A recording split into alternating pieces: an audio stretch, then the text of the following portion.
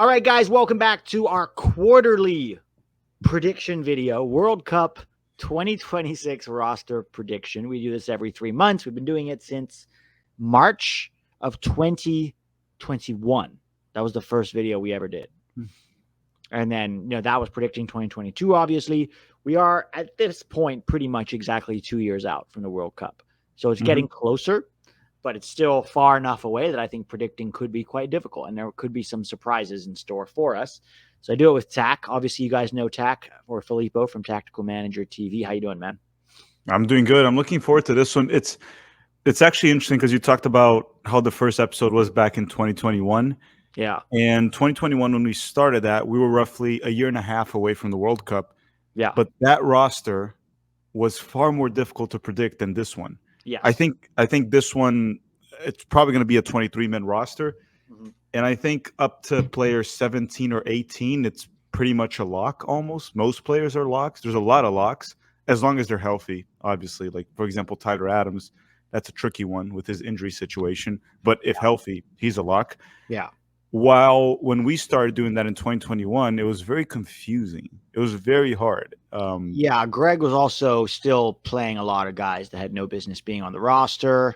And then you'd think they would be out, but then they'd come back. I mean, do you remember January of 2022, him bringing Brooks Lennon over Joe Scally to a World Cup qualifying roster? Well, he started Zardes away against Canada. Yeah, that's right. And I believe, and I'm 99% sure Sargent was playing in the championship for Norwich, because I think me and you were in Kansas and he even scored. No, he was playing in the Premier League. He scored a brace against Liverpool the day that roster was announced. And Zardes got scored a brace against Liverpool? I don't remember that. Yeah. I'm pretty, it was Liverpool. One of them was a accidental scorpion kick. I think it was accidental. Yeah. It came behind him. Well, we don't know if it was accidental. The ball came behind him and he flicked it up with the back of his foot and it chipped the keeper away. I think he was like, I got to get something on this, try to direct it the right way. But I mean, how? So not accidental, but lucky. Accidental, but lucky. And then the other one was like a decent header. So, but Zardes was a nice backup for Columbus at the time. He wasn't even starting for Columbus at that time. It was Brian White. Was it Brian? No, there was a Spanish guy who took over from Zardes. I don't remember his name. He's not at Columbus anymore. It doesn't. They eventually sent Zardes to Austin and yeah. But let's get to it. Underdog Fantasy Sports is back with a new and improved pick'em game across all sports that makes it easy to play fantasy sports with just a few clicks. Each sport allows you to build a parlay that includes between 2 and 5 predictions about the outcomes of player projections. As you would expect, the more picks you include, the greater the potential payout. Don't go crazy with it and play responsibly, but adding a few bucks here and there to a game gives it a little more excitement and stakes. Use my promo code 11YANKS or click the link in the description to start playing, and Underdog will match whatever you put in your account up to $100. Enjoy! Yeah, I think the roster definitely is easier to predict, but in some, not so much. Okay, so these are our picks from 3 months ago. Goalkeeper actually, to me, might be one of the most uncertain positions going into 2026. Because I think for Copa America, Matt Turner is still the number one. How he performs in Copa America and also what happens to his club situation next season might change that. Like if he has a shitty Copa America, makes some big mistakes that lead to goals, looks shaky, whatever, and he's still not playing for Forest next season, then I think there could be at least ample cause to look at other options, right? But as of right now, I think it's fair to say Matt Turner would be on the roster, so I agree with that. Chris Brady and Gabriel Slonina were my 2 other picks. And I'll be honest, I think the 3 goalkeepers for 2026 are actually between 5. It's these 3, and then Patrick Schulte and Ethan Horvath. Now, when we did this 3 months ago, Horvath wasn't playing. He was like in the doldrums, so I didn't include him. And now he's playing for Cardiff, which is his level, right? The championship. So he might still be in the roster. I think I'll know more after the Copa America and Olympics, specifically about Slonina and Schulte. But So you're keeping these? Huh? So you're keeping these 3? Yes. I'm going to keep these three with a caveat that, like, there's going to be two current under 23 goalkeepers on that roster. Whether it's Brady and Slonina or Slonina and Schulte or Brady and Schulte, I think two of the three will be there. And then I think it might be either Matt Turner or Ethan Horvath. And I know that's a bold prediction, but I think Horvath and Turner are sort of serviceable goalkeepers for now. But as these three matriculate 2 years from now, it could be a completely different situation, right? So I'm going to keep these three with the caveat that it's very unpredictable right now. It all depends on how they develop. Schulte could start for the Olympic team. He might start for the Olympic team, ball out, and get a move to Europe that summer. It's possible. And now all of a sudden he's in the conversation. Slonina could start and have a terrible. I mean, Slonina, a lot of people are not watching him in Belgium. And he's had some really good games and some really good saves, but he's still very raw, making a lot of schoolboy errors, a lot of he just looks shaky so much of the time, both on the ball and with reading the game, coming off his line, dropping crosses, holding on to long. There's just a lot that I'm not sure about with him. That's okay. He's young, but it's just like, I don't know. I don't know who's going to be the starter of the Olympics and how they're going to perform, but I think that could have an impact. I mean, 22. They're both, Brady and Slonina will be 22 in the 2026 World Cup, which for a goalkeeper, that is extremely young. Goalkeepers tend to mature more towards age like 25 up. True. So even then, they're still very young. Patrick Schulte, I believe, he's 23 now, so he'll be 25. More reasonable, like starting to enter like more mature as a goalkeeper, also learning how to win with the Columbus Crew. I think that's important. They're easily the most successful MLS team right now. One MLS Cup. They make it to the CONCACAF Champions Cup final. Hey, and look at that. Even Columbus Crew, they also beat a Mexican team away. You can win away in CONCACAF. Once you look at that, you can win away in CONCACAF. Could you believe that? I was told we could not win away in CONCACAF, but possible. I guess Wilfred Nancy and the Columbus Crew found a way to do it against, props to them right there, against a tough opponent, Monterrey, that they defeated them 3-1. But I don't know who are my three goalkeepers because I might keep it. Yours are very close, except you have Horvath instead of Brady. Okay, so I want to keep Horvath and Turner because they're two more experienced goalkeepers, and I think Horvath will probably still be playing the championship by then. He's probably going to stay there, and I think Turner will probably find his level in the championship at some point.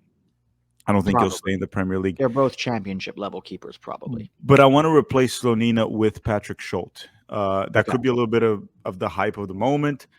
But again, I don't see Columbus doing what they're doing with Slonina starting. Not that Patrick Schulte has been perfect, and we saw him make a pretty big mistake in the previous round of the CONCACAF Champions Cup. Who were they playing again?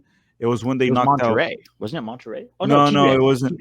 Tigres. Yeah, he made a big mistake, but still they went through. But he's had some clutch moments too in the MLS Cup, and then even then. So, would you start Schulte for the Olympics over Slonina? Yeah, right now, yes. I think I would too. Yeah, right now, yes, for sure. So I think I would want to switch Slonina with Patrick Schulte. So Turner, Horvath, and Patrick Schulte for 2026. These are your fullbacks. I'm not sure why they're first. So you have Des, Scally, A-Rob, and Lund. We have 23-man roster. Would you think we're going to bring all four of these? I mean, we had 26-man roster, and Berhalter went with four right backs. So three right count backs. On four right backs. He brought Yedlin, Moore, Scally, and Dest. Oh my God! Four right backs. So count on Gregg to bring as many fullbacks as he can. So I think yes, we'll have two right backs and two left backs in this case. He'll be more balanced. Dest does have a torn ACL, and he'll be back early 2025. I don't think that should affect him for the 2026 World Cup. So long as he comes back and he doesn't start picking up like a bunch of minor injuries, takes care of himself. Let's say he's back to normal or at the same level. Dest should be there. Joe Scally right now is the backup of Dest, essentially, the immediate one. One could argue Weah could also play there, but Scally's number one probably in that sense. And I'm sure Scally will develop and get better as a player as it goes. A-Rob is the best left back we have by a landslide. And the thing with the other left back is you'd go on to options like Wiley or Tolkien and this and that, blah, blah, blah. Christopher Lund has been called in by Berhalter multiple times. When he played, I thought he looked competent. I didn't think he looked like anything tremendous, but looked competent. He's playing in the second division of Italy. He's not getting promoted this season from what I'm seeing. I think they'll play in the playoffs, but probably they won't get – Palermo won't go up probably. Yeah. He should seek a move the next few months or so. It doesn't have to be to the first division of Italy. Like even the Eredivisie would be better than playing the second division of Italy. Well, that's what I was thinking. So as of now, it looks like Lund is probably the front runner, but it kind of becomes one of those positions where whoever is, until proven otherwise, they shouldn't see the field at all. They shouldn't be playing. Yeah, I'm kind of trying to project 2 years from now, and also understand there's a possibility, albeit slim, that Berhalter won't be in charge 2 years from now, and that's makes it even. We can only hope. I swear, I hope. Fingers crossed. Fingers crossed we don't go into the biggest tournament in American history with Berhalter in charge. But so no changes for you? No, I'm gonna keep it that way. Like I'm interested in seeing your picks and what you'll do because I just don't know. The first three right there are kind of obvious. Yeah, as long as they're healthy, and then it's Christopher Lund. I don't really know what would I replace him with. Maybe are you gonna throw like Trusty as a left back because he can play left back, center back?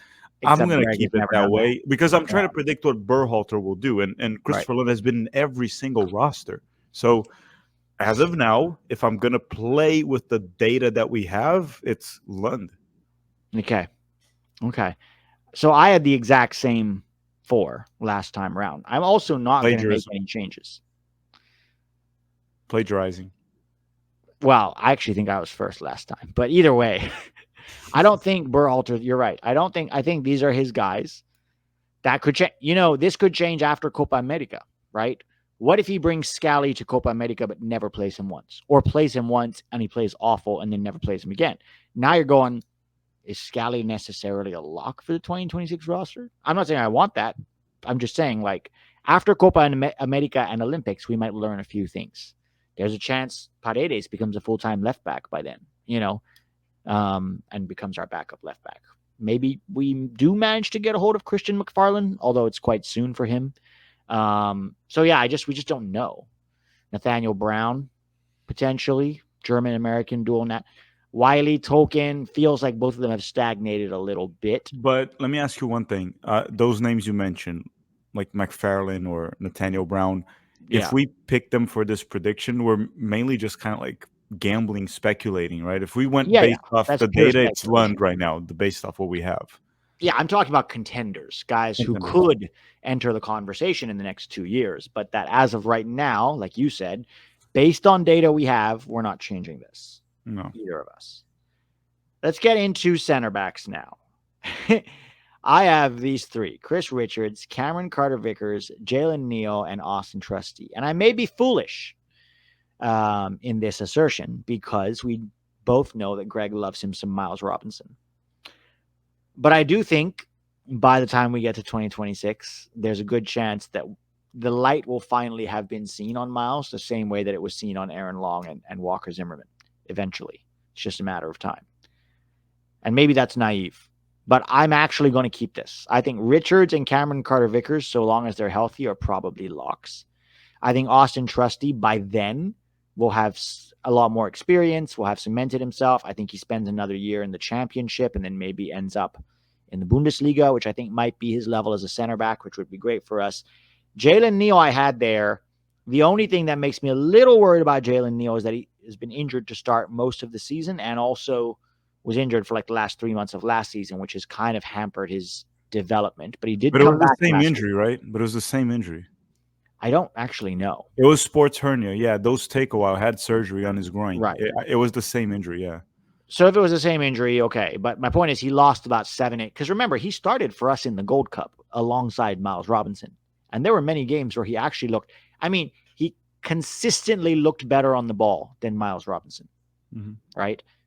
He was almost like a deep lying playmaker for us in the Gold Cup. And that was him at 19. So looking at his quality, looking at what he can bring to the team, to the table, I think you project 2 years out, Jalen Neal could potentially be in that roster.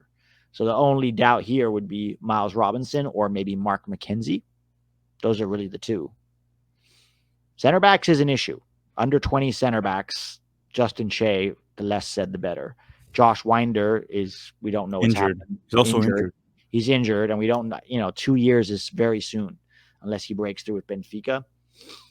Brendan Craig can't even get an MLS game under his belt. So Jalen Neal's, that's pretty much it, from that U20 team. And it's under 23 center backs for the Olympics are going to be in trouble. So I'm not going to change anything. I'm going to keep these 4 because I think that's how this is projecting 4 years from now. But I'll have to look at who I picked. I can't remember. Okay. I see what I did there. I played it safe. Because the thing is, your point, and just to make it clear, it says Miles Robinson free agent. Pete didn't update it because the last episode he didn't have a team. I think there was even speculation that he was going to Europe at the time, and then he went to Cincinnati, of course. Yeah. The thing is, Greg, like you said, Greg loves Miles, and unless he gets exposed this summer, I think he's safe till the World Cup, because after that it's like friendlies and then a Gold Cup. So, and he's not going to get exposed in CONCACAF. He'll be fine. Although he has at times. He has, but it wasn't bad enough that, it was overly alarming for, how it is with Berhalter. It has to be really bad. Very, very Aaron bad. Long had to suck for 2 years before he finally was like, okay, fine. Yeah, he's like, maybe he's not that good. Maybe. But Miles, I guess after this summer, I might quickly change on that and just say, and again, this is Berhalter's roster that we're predicting. It's not mine. I'm not saying I want to bring Miles to the 2026 World Cup. I wouldn't do that. But if I had to predict the roster, I would probably just remove Trusty, because Greg seems to not rate this guy. Doesn't give him a shot at all. So I'm just going to put Richards, Carter-Vickers, Miles Robinson, and based off the last data we had, I'm going to put Mark McKenzie. It seems like McKenzie might be Berhalter's guy there. Of course, that can change. For all I know, McKenzie could even be back in MLS by then. John Brooks, guys, before you guys mention John Brooks, not that we forgot he exists. One, he's not playing well for Hoffenheim. He's not even starting for them right now. 2, even if he was playing well, Berhalter's not bringing him, and we're trying to predict what Berhalter would do. So Brooks could win the Ballon d'Or, and I think Berhalter still wouldn't call him in. Yeah. He'd be like, we think it's good for him to get ready for the Ballon d'Or ceremony and really just focus on his speech. That's really important for changing the way the world views American soccer. Or what is it now, the new one? Change the way Americans see American soccer. The next one is just change the way Arkansas sees American soccer. Or some change the way, the Philippines sees American soccer. It changes it randomly. Change the way Ukraine sees American soccer. Oh boy, don't even get. Oh, they probably already did. They already see it in a different way already. But I'm sure they do. But what's his name? So McKenzie, Miles, Richards, and Carter-Vickers. I guess the only big question mark here, it's just that we're projecting that Tim Ream will be out of the picture by then. I don't see a 2026 World Cup where Tim Ream is a starter. I would not count him completely out of the roster, though. I could see. Even though he's 39. Is he 39, right? I think he's 37. I mean, at the 2026. Well, I could see a scenario where he's the fourth option there. He's back in ML. He's back with Major League Soccer, playing probably for St. Louis, I'm assuming. Yeah. And he would probably be playing MLS and probably be doing fine. And I can see him being the ultimate fourth center back and the vibes guy, which is an upgrade when you bring a vibes guy like Roldan, because Ream is a vibes guy that has World Cup experience, Premier League experience. I'm not saying it's ideal, but I think it's very possible. Drop off for Ream in the next 2 years is going to be quite steep. And with a 23-man roster, I don't think you can really afford to bring a vibes guy, to be honest. Well, but we're putting everybody has to be ready to contribute. Well, Berhalter brought a bunch of useless players in 2022. Don't underestimate this guy. Played Shaquille Moore in the World Cup. Brought Roldan. Put Morris, and Morris looked like he wasn't even a professional soccer player in those 5 minutes that he played. Aaron Long was in the roster. Yeah, so exactly. So don't if you It's Berhalter. You really think that Tim Ream would contribute more than any of those guys we just mentioned? So it's possible. It's very possible that Tim Ream could still make the roster. And because Berhalter goes back to that pig story, which I'm not going to tell it for the 20th time, Berhalter set the bar so low in the first cycle that if he came up and said Tim Ream is the vibes guy, we would be okay with it. We're like, oh, it's not rolled on. We're like, oh, we'll take it. Okay, but hear me out. What if Jalen Neal is playing for a French league team by then and playing well? And you're Well, like, then remove Miles. I mean, yes, ideally Miles shouldn't be there either. But, I guess it's realistic considering the lack of options. But I'm personally trusting in the continued development of Trusty and Neal. And maybe that trust is misplaced. We'll find out what happens this summer. Okay. I'm looking forward to seeing Neal at the Olympics and seeing what he looks like. But he needs to get regular minutes for the Galaxy over the next 2 months. He just came back, I believe, right? Just came back this last week, played 45 minutes, looked okay. Definitely a little off the pace. Had 1 or 2 moments where you go, yeah, that's a guy who's definitely been injured for 6 months. But we'll keep watching him, see how he develops. Midfielders now. These were my midfielders. And,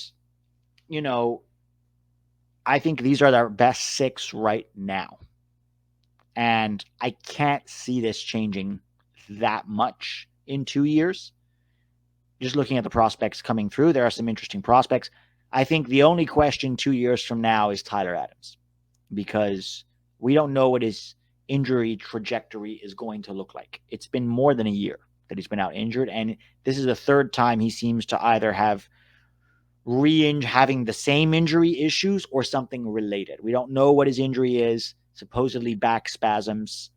I don't want to speak out of turn like I know, but it does seem worrying that he keeps coming back. This is the 3rd time he's back and then out again. But Pete, just one thing for context for whoever doesn't know and is watching this, the back spasms, he's been out for over a month. Right. So it's not usually back spasms clear up on their own. Yeah, I wouldn't say it's a minor injury by any means. What would be very concerning is if it was a re-aggravation of what kept him out for pretty much 12 months, because he had a really bad injury with Leeds. Yeah. And then he got the move to Bournemouth. And then he came back for them. For anyone that doesn't remember, he came back for them late 2023. Yeah. And then he re-aggravated the injury. And then he returned in March of 2024, which then he finally got a sequence of I think 4 games total, for a few for 2 for Bournemouth, 2 for the US. And then he got injured again. And he's been out for a month since over a month since we're recording this. Yeah. And there's no update of a return. We don't know what's going on. It's not clear. He originally had a hamstring injury, and the hamstring injuries can come up to the back too. You know how it is. They're connected at the end of the day. So yeah, it's a tricky one. We don't know. It's tough to say. I think I'm going to keep this the same. Assume he'll be healthy. I mean, yeah, but the whole point of projecting and predicting is you have to take data from now. The data isn't looking good for Tyler Adams, particularly if he misses Copa America, but then maybe he gets healthy and he's fine. Let's see. I think these are the 6 I'm going to bring. But about conversations, I think if he's not there, then the obvious candidates would be Leonard Maloney and Tanner Tessman, who can both play the 6. Coming through, don't see a lot of 6s. Morris and Edelman in MLS don't really move the needle for me at all. So I don't really see a ton of, Musa can also play the 6, I guess, sort of. I wouldn't want him to play it in a World Cup, personally, at least not against the bigger teams. So I don't see a ton of candidates that are ready to really put pressure on Tyler Adams. So I'm going to leave it as it is. Mm-hmm. And I think mine was the same. Yeah, you had the exact same. I don't have anything to change unless I'm giving Tyler the benefit of the doubt in terms of injury, at least until early next season. After preseason, is he back? Is he playing? We'll see what he does during the summer, if he'll be available for the U.S. or not. I'm not ready to say Tyler's injury is so bad that he's not going to be in the 2026 World Cup. Mm-hmm. And the other players, Gio, McKennie, Musa, Tillman, Johnny, at this point, they're all kind of roster locks unless they're injured. Because the guys that would be competing with them would be Luca De La Torre would be the closest one. and I think he's like a level below. And well, the problem is he doesn't have a distinct position. He is at best an 8, probably. His best position is probably an 8. But then he's behind Musa and McKennie at the 8. Yeah, and then 6, he's behind Tyler and Johnny. And then he can play the 10 if you need it, but he's also behind Reyna and Tillman. So he's like the third option for all of those, essentially. Right. Although Tanner may surpass him in 2 years. We'll see. I don't think so. You don't think so, huh? No, I think people... I think Luca De La Torre's problem, and this is coming from somebody who was one of the primary De La Torre advocates in the last cycle, is that his athletic level, the speed of play against the ball can really go against him sometimes. And I'm worried about that with high level players. Of course, we always talk about technique and how it's the most important thing. It is, but if you have another guy who has technique and athleticism, then that's what I think might hurt him. But we'll see. Luca De La Torre has defied expectations so far, so you never know. Yeah, I think the other midfield options, you mentioned one, Tanner Tessman is definitely a contender. Leonard Maloney, I understand his limitations, but at the end of the day, the guy performed for a mid-table Bundesliga team all season long. A team that was supposed to get relegated, Heidenheim, and they're finishing mid-table, and he was a locked-in starter. Yes, not the most technical player, struggles in tight spaces, but definitely an option there. If you can play at that level, you're definitely a guy. Outside of that, there's some prospects here and there, but no one that seems to be at the level of the guys that we're seeing on screen right now. These are all guys that can play. Some of them are playing in top 5 leagues and performing very well. I don't see any prospect right now that's looking to emerge in like a year or two. I see a few that could get into a top 5 league. I don't see them like emerging and starting for a team during this time period. Yeah. And obviously we're assuming no injuries, which there almost certainly will be. But I think the next video 3 months from now, after the Olympics and Copa America, we'll have a lot more data to go off of, I think, 3 months from now. Or less. You know why? Because if Berhalter's gone, we have no data. That's true. Then it's just pure Jesse Marsch decides Gio Reyna's situational, so he doesn't bring him to the World Cup because it's not the right situation. Jesse also said Johnny can't play the lone 6. And then he proceeds to play the lone 6 for like 4 games in a row. Well, he played for Internacional multiple times, the lone 6. Right. But is he press enough? Does he understand Red Bull ball? Yeah. Wide forwards. Okay. Christian Pulisic, Tim Weah, Taylor Booth, and Kevin Paredes. So obviously there's no change to Tim Weah and Christian Pulisic for me. Those two guys are locks. Taylor Booth, when we did this, he was finally coming back and performing well again in the Eredivisie. And then he got injured again, which seems to now be a recurring theme with Taylor Booth. Just finally came back, thank God. Hopefully he's there for the Olympics. But this, injury history and just a lack of progress due to injuries is a no for me. Kevin Paredes has kind of stagnated in this second half of the season. He started well, got a couple of niggling injuries, came back, hasn't been as good, been benched again by Wolfsburg. I think he's injured again, potentially. Not sure. I have to double check that. I believe he's healthy. I mean, I reported on the weekend he was back. He's back now, but I know he was injured for a few games. He picks up a lot of minor injuries. He misses like 3 games. That happens very often with Kevin Paredes. Yeah. And so I'm definitely cutting Paredes for Haji Wright. Haji Wright has shown that he can play as a winger. In the championship this season, has 24 goal contributions total now across over 20 for sure. More than 20. And has looked pretty good as a winger, so for me, he's probably a lock as well. The fourth winger, if it's Gregg, probably go Brendan Aronson. Even though Aronson did get left out of the roster. Which roster? The Nations League one. He got called in after De La Torre and Sargent got injured. So technically, the thing is, I think for Aronson to make Berhalter, it's just that Aronson was stinking it up too much at the club level, stinking it up way too much. If Aronson is playing and doing okay at the club level, yes, I don't think Berhalter leaves him out. But here's a question for you. Yeah. Aronson, he kind of played well the past month for Union Berlin, did a lot better, but he had a mediocre season. Bad season, actually. I would say bad season. Right. Leeds won't want him back. Union Berlin ain't paying that fee either. Do you think I think Brendan it Aronson... depends if Leeds gets promoted or not. I don't think he'll start for them either. But they might go, well, we have him. He's probably good enough for the championship. Well, he's not better than the options they currently have. Not to start, but as a rotational player, I think he could probably play in the championship. Okay. The problem is, who's going to pay for him? His value has dropped so much that even if they try to sell him, I think the only club that could potentially spend significant coin on Brendan Aronson, or the only club, sorry, it's not a club, it's MLS LLC. They could pay above market value for Brendan Aronson just to say we have a USMNT roster guy in our league again.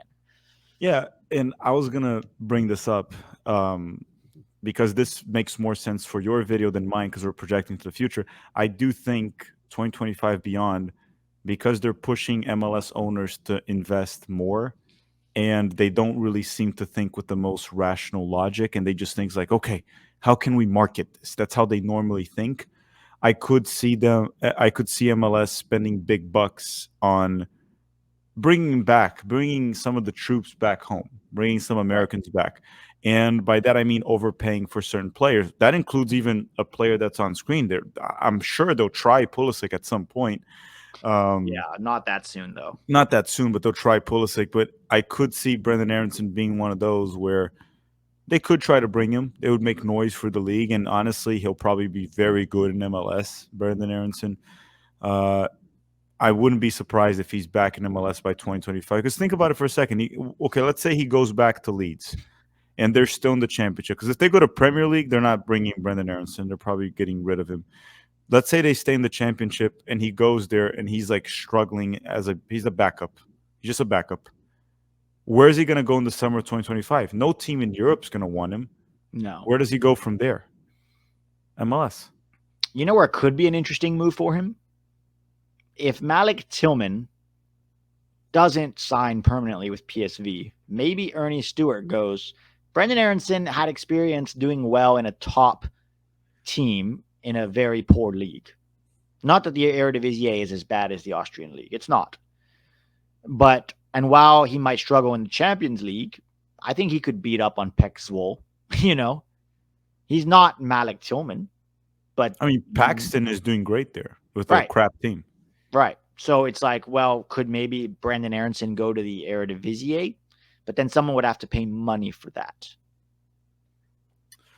Well, Leeds could accept a loss and just kind of like loan him with an option to buy for like $7 million, just so they can recoup part of it.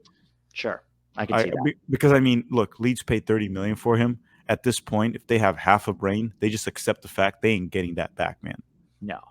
So. And here's the thing: the Eredivisie, I think, should be last chance saloon for a lot of our guys. Like, if you're not good enough for the Eredivisie, at that point, you might as well just be in MLS.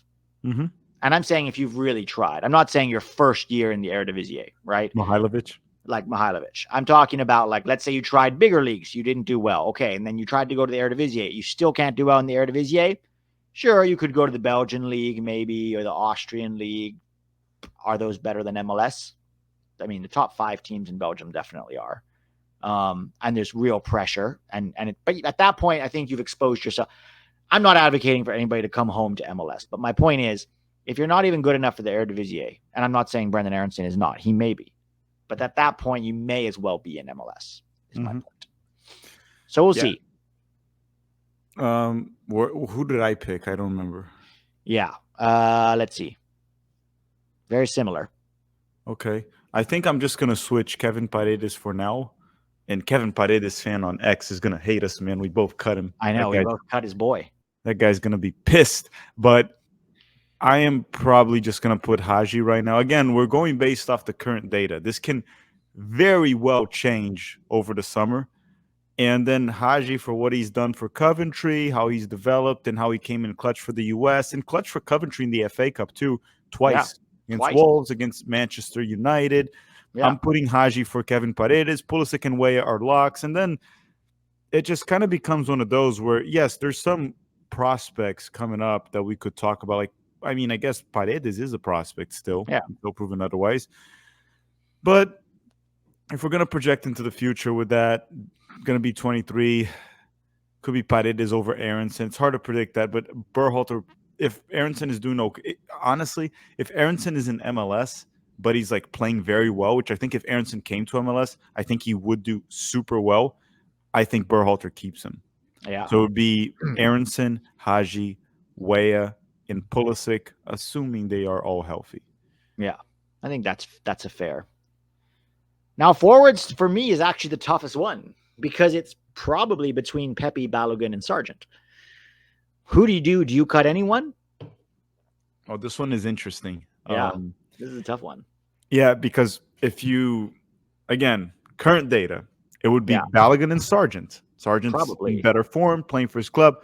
Pepe hasn't played. He's going to finish the season for PSV with less than 500 minutes in the Eredivisie. It's not good. Right. And here's the issue. The way Luke de Jong plays, that ain't changing anytime soon. That guy, the way he plays, he can still go for another 2 to 3 seasons. He doesn't press much. He's not a big runner, more like playing as Do you think Pepe will stay, though, with that kind of game time? I don't know, because here's the thing. PSV paid for him, right? Sure. So But they could loan him out to okay, they're not going to loan him out in the Eredivisie. That's not going to help them. I mean, they could loan them out to a mid-table Eredivisie team, like Go Ahead Eagles. Well, that's a very American name right there. So I know, right? I wouldn't be opposed to that one. I would probably buy a Go Ahead Eagles jersey because I always wanted to have a Go Ahead Eagles jersey. I just never found a reason. That would give me a reason. So, Pepe, go to Go Ahead Eagles, and I will buy a Go Ahead Eagles jersey. I've always wanted to have it. I just couldn't really justify the purchase, and if he goes, I'll be able to justify it. It's a tricky one because I'll put it this way. I think Sargent by 2026, I think Sargent found his level, and maybe he can go to the Bundesliga. He'll score less than he's scoring the championship, but he can still be an effective player. And I think Sargent will be stable till then. I think now he's a stable player. As long as he's healthy, he'll contribute, he'll perform. But it is what it is with him. Pepe, it's more about, will he have figured it out by then? Like, well, he needs to be playing. We've seen Berhalter leave him out of a roster because he was like not in form or picking up form. He was at that point. He was with Groningen scoring goals.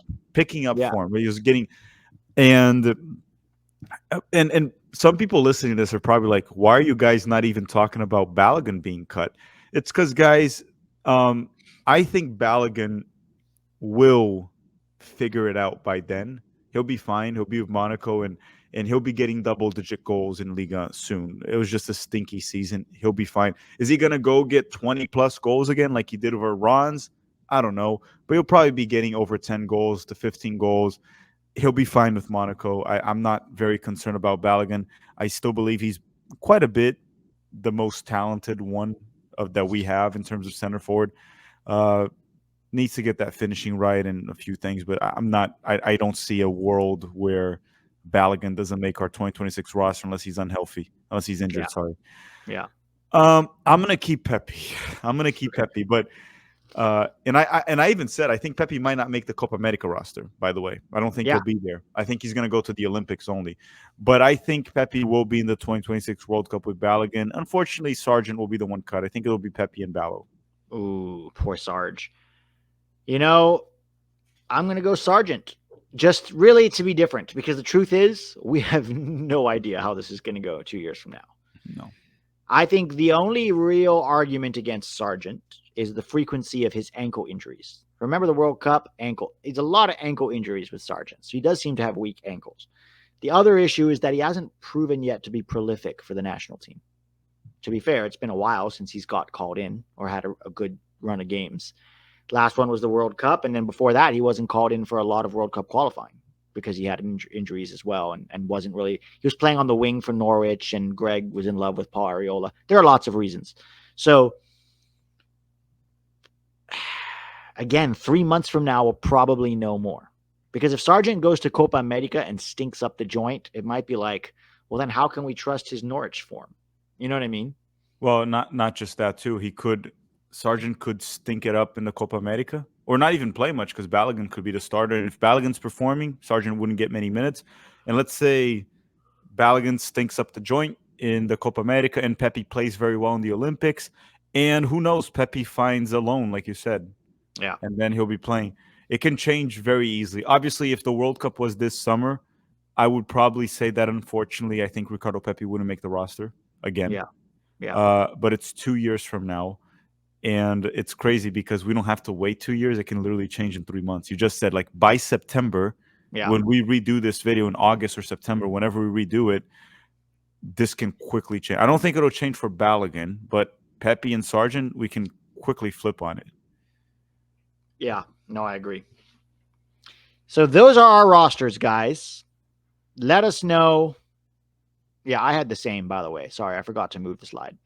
Let us know what you guys think about our rosters, who you would bring. Is there any under-the-radar player that we missed? Maybe Damian Downs for some people. You think he's going to be good enough to be that fourth winger. Maybe Griffin Yao is your boy. Maybe you think Brian Reynolds surpasses Joe Scott. I don't know.